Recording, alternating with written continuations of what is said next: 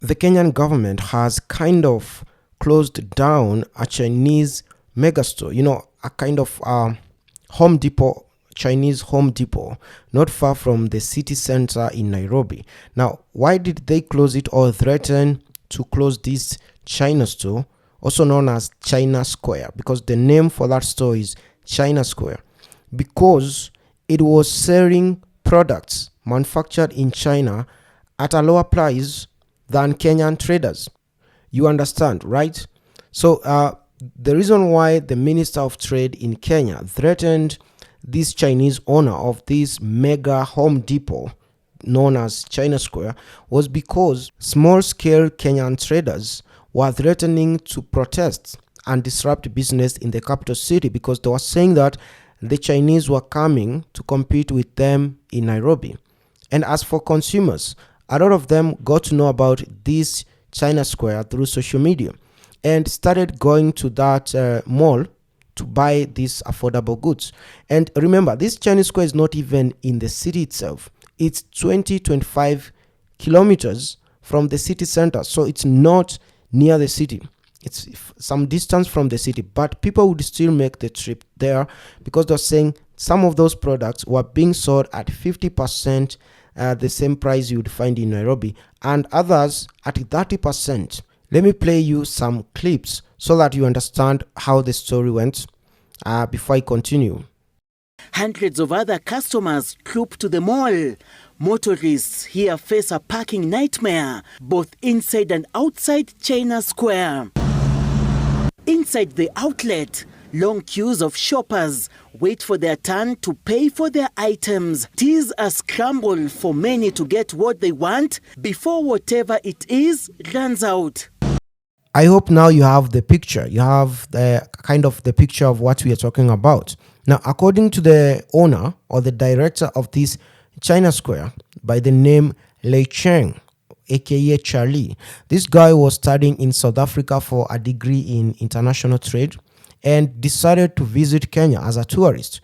And once he got to Kenya, he went to Kenyan shops and supermarkets and found that some products that he knew from back in China that were usually sold at a throwaway price were being sold as premium products on Kenyan shelves. So he was wondering why would a product that cost 30 cents in China, for example, sell for about $2 in Kenya. That is almost 300%. So that's why he now decided to get a business visa in Kenya and registered a Kenyan company. So he went through the process of getting his company, then went to China and met suppliers of the same product and went into an agreement with them. And then again came to Kenya. So how it works is that he gets his goods to the Kenyan port, he pays custom, pays all the tax on those products, and then sends them to his warehouses and later on to his now shop at China Square. After, of course, doing his calculation and markups, he decides on the best price for each product. And after doing that, they turn out to be cheaper, 30% less than what the Kenyan traders sell. And if you want to know why, or who is here to blame, I know a lot of people now are trying to say the Chinese are trying to take over Africa. They've been doing this in so many other countries. It's not fair because an African cannot go to China and start the same trade. And I tend to think that is not true. And I'm going to explain in detail why our politicians and politically connected traders and manufacturers are the cause of all this. Because these are the same people who go to China and get the same product, pay tax and customs at our ports or point of entry, and hike those same products 3 times, 5 times. So they sell us not counterfeit, but substandard products from China at the price of the same product if it was bought in the United States or Europe. You find a bicycle that should sell at about you can guess $50 or $60 being sold at twice the price. A cheap Chinese bicycle for a 5-year-old boy would be selling at about $120 in our store. And you know how substandard those bicycles are. They never last a year or two. But you find the same bike being sold in our supermarkets at $120 when the same trader or the importer got it at maybe $30, paid tax, it became $40, passed it on to a trader at $50, and now this trader decided to double the price to $100, and the supermarket added its own markup. It's now $120. So you can still get another bike for $120 that is not substandard, but we end up buying cheap products because politically connected traders in African countries are the ones who bring these products and sell them because we cannot ourselves go to China. And I'm going to give you a good example.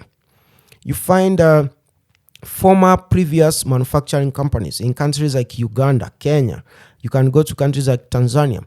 Companies that we grew up seeing, they were manufacturing things like laser blade. They would be manufacturing laser blades, matchboxes, tissue paper, exercise books for writing on, pencils. Because when we grew up, most of there were those companies, and they built a name.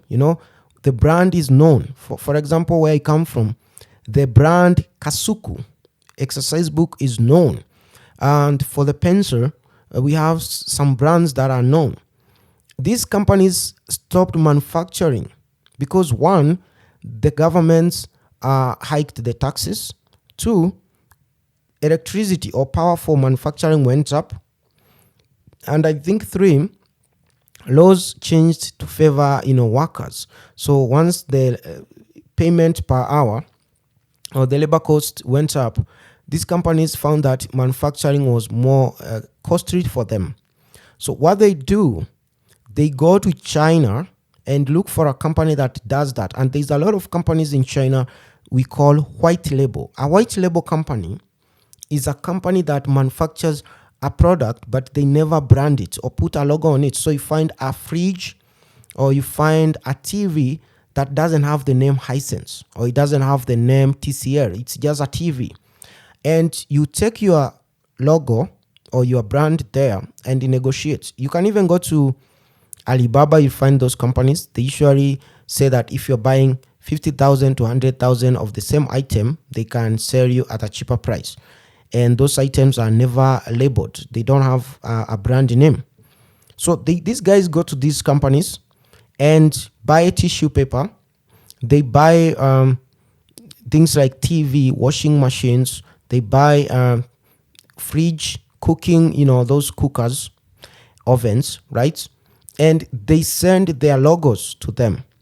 And these companies in China now, once they get into an agreement, they brand the logos on those exercise books in the case of Kasuku, or Rhino in the case of the Matchbox company in East Africa, or they put Mica in the case of a Kenyan company for electronics.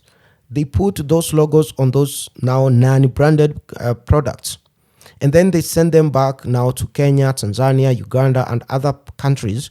And this company, because it is registered here, and some of them are traditional manufacturing companies that are known, they pick these products that have their logos, they pay the custom to the, revenue authority. And they start now selling these products as if they have manufactured them from their own factories, even though the factories were closed down 10, 20 years ago. So most consumers have never known that most products in our supermarkets, in our stores, are not actually manufactured here, even though the logo and the brand name is the same brand name that you have been used to for the last 30, 50 years, going back. You think it's the same company, you think it is the same Kasuku. But when you go to their company, they don't have a factory, they have a warehouse. You think it is, Hanan, even though that company is registered locally, but it's just buying those things from China. So that is what has been happening. And these people bring these products, branding them sometimes. Other times they don't have to do that. but they sell those products now to us at 3 times their real value after paying customs. And here we have this Chinese entrepreneur, the owner of China Square, coming to Kenya and finding that a product that usually sells for $1, $1 in their stores back in China, is selling for $8 and sometimes $10 in Kenya, the same product.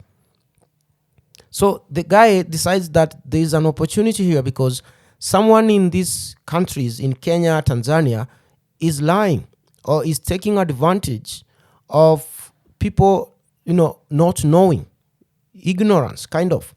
So he decides to come up with a mega store in a mall outside this capital city, a mall that for, I think, the last 8 years did not even have tenants. These are a mall that was constructed by the University of, I think, Kenyatta University. They constructed this mall hoping that it may attract, business. And since 2016, it had never attracted any serious, business in that mall.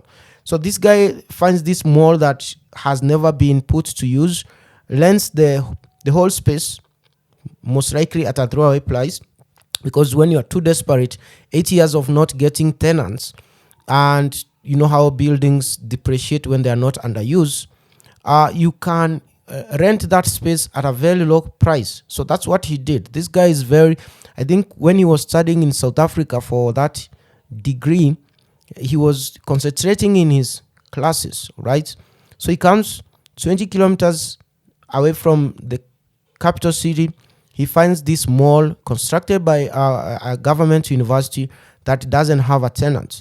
So he negotiates, gets the whole floor, and goes to China and now gets the same products, pays the tax at the Kenyan Revenue Authority, pays customs, does everything, gets all the licenses, and then puts these products into his store at 50% less, sometimes even 80% less. Some of the products were 80% less. And they are the same products we buy every day. Things like kitchen items, stuffs like those bulbs, things we use in our homes on a daily basis. So the Kenyans, the Tanzanians, the Ugandans, the South African, the Nigerian who go to China to buy these things come back and try to sell these things to us as if they have discovered gold by taking advantage of us, of course, trying to, how Africans behave. When an African has something he just got from abroad, they try to make it look like Jesus himself was the one who sold it to him, So they try to sell it at a crazy amount of, money. And it has been going on for even 20 years. That is what has been going on. And the people who are victims of this are the smaller traders, people with smaller shops who will have to go to these bigger warehouses of the importers and buy those products at 3 times their actual value, after tax, of course. And the ones who buy it at that price, then you have to take it to your shop. You have to consider the markup. You have to sell it at a profit. So these smaller traders, because they don't have the capital and the connection to go to China on their own, they buy from these vouchers. I may call them vouchers. These voucher importers who are bringing this product and then trying to sell it at crazy amount. After paying tax, they want to sell them at 3 times, 4 times their actual value. So this guy has opened up this, discussion. And a lot of Kenyans are saying actually they didn't know that the same products that they have been paying $10, $20 for might cost less,